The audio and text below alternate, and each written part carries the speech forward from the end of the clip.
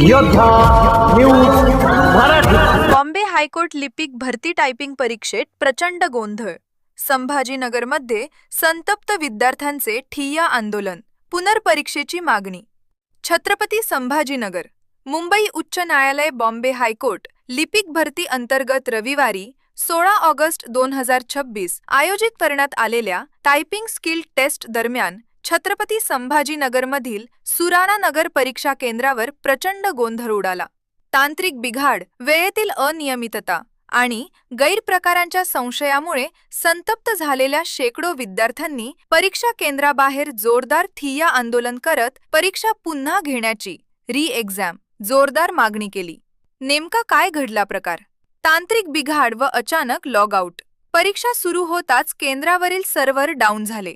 अनेक संगणकांचे कीबोर्ड आणि माऊस बंद पडले होते, तर काही संगणकांच्या स्क्रीन अचानक बंद झाल्या।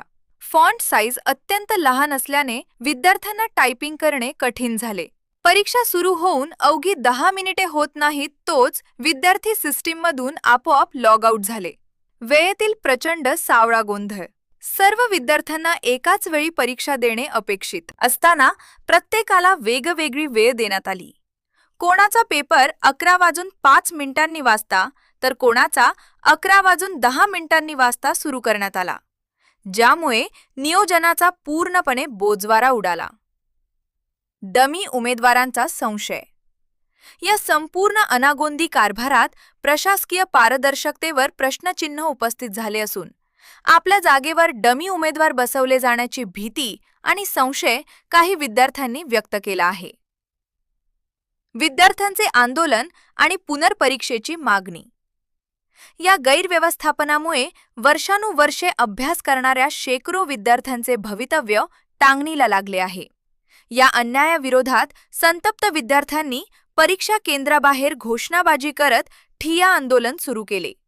या आंदोलनात CJPचे संस्थापन अभिजित दिपके यांच्यासह इतर विद्यार्थी प्रतिनिधींनी सहभाग घेऊन प्रशासनाच्या ढिसाळ कारभाराचा तीव्र निषेध केला। तांत्रिक त्रुटी आणि गैरव्यवस्थापनामुळे हजारो विद्यार्थ्यांचे नुकसान झाले असल्याने या केंद्रावरील टायपिंग परीक्षा रद्द करून ती पुन्हा री-एक्झाम पारदर्शक पद्धतीने घेण्यात यावी अशी ठाम भूमिका आंदोलक विद्यार्थ्यांनी घेतली आहे।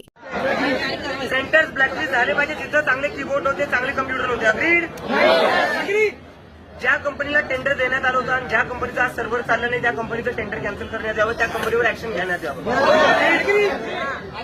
आणि कुठल्याही स्टुडंटवर आज ज्यांनी आंदोलन केलेले राज्यभरात त्यांच्यावर कुठल्याही प्रकारचं ऍक्शन नाही घेण्यात यावं।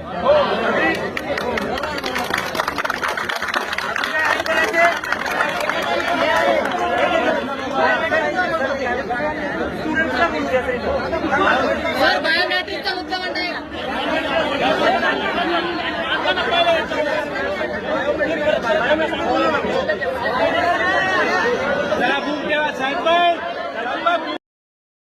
मी योद्धा न्यूज मराठीचा संपादक नारायण मनोहर सूर्यवंशी।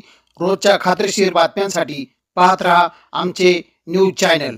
आजच सबस्क्राईब करा, व्हिडिओला लाईक करा आणि शेअर करा। धन्यवाद।